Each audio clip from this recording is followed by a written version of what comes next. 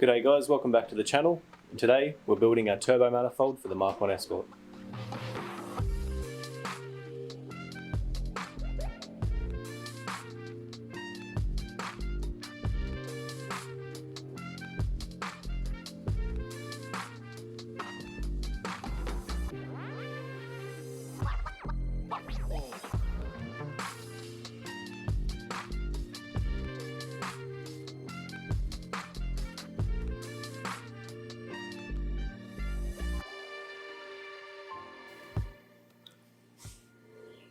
So the type of manifold I'm going to be making is a log type manifold. It's very basic. It only uses 2 T-pieces and 2 90-degree bends. So as you can see, the gaps between the ports on the flange are smaller than the ports on the standard steam pipe. So what we have to do is cut the steam pipe down to suit.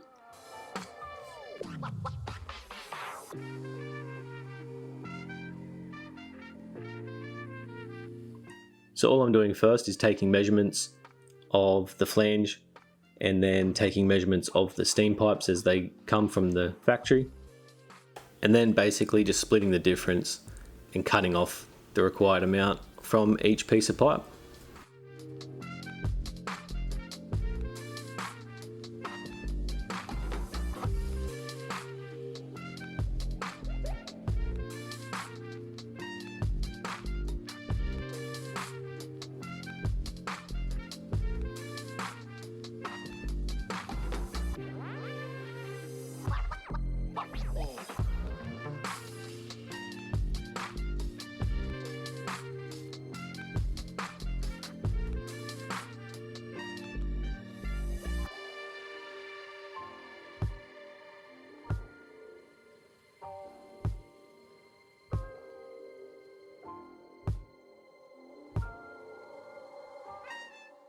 And I take off any burrs from the inside of the pipe with a deburring tool.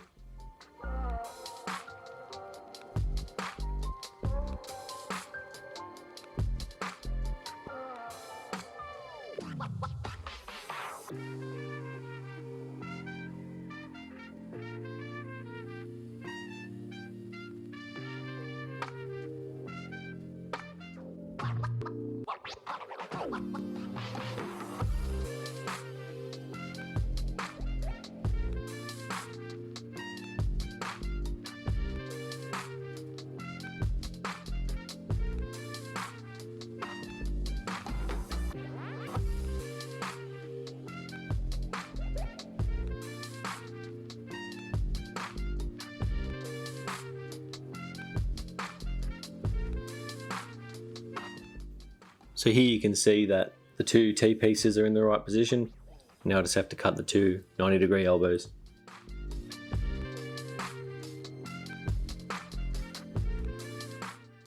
Five minutes later. So something that I've wanted for a while, but I've never really felt the need to buy because I haven't needed it until now, really. A TIG torch.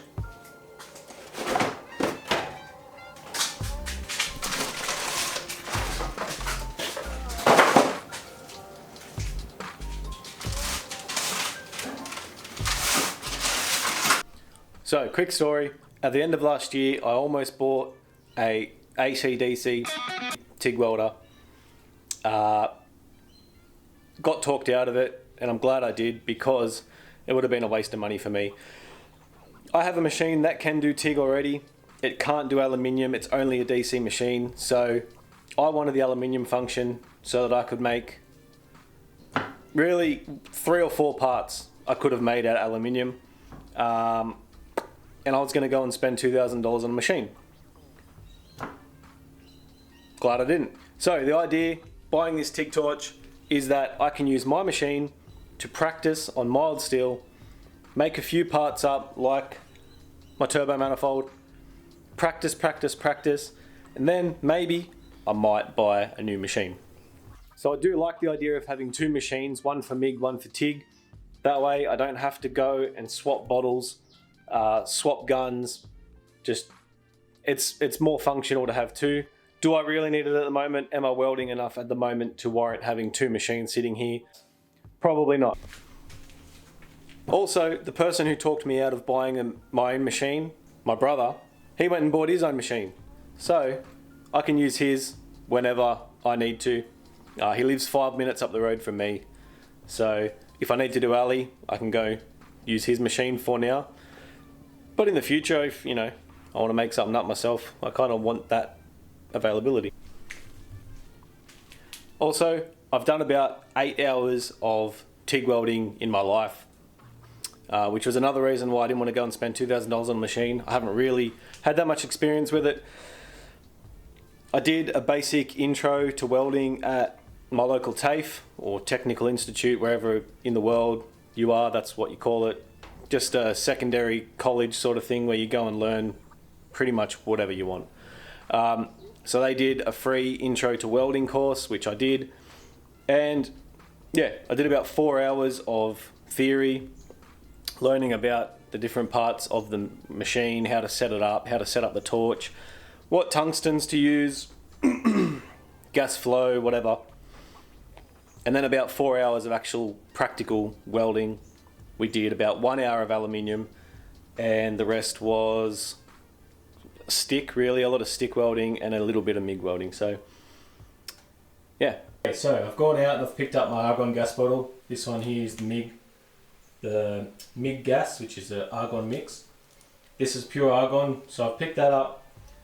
I've set up the torch, and I've actually had a couple of goes. I'll show you quickly. Boom, there it is.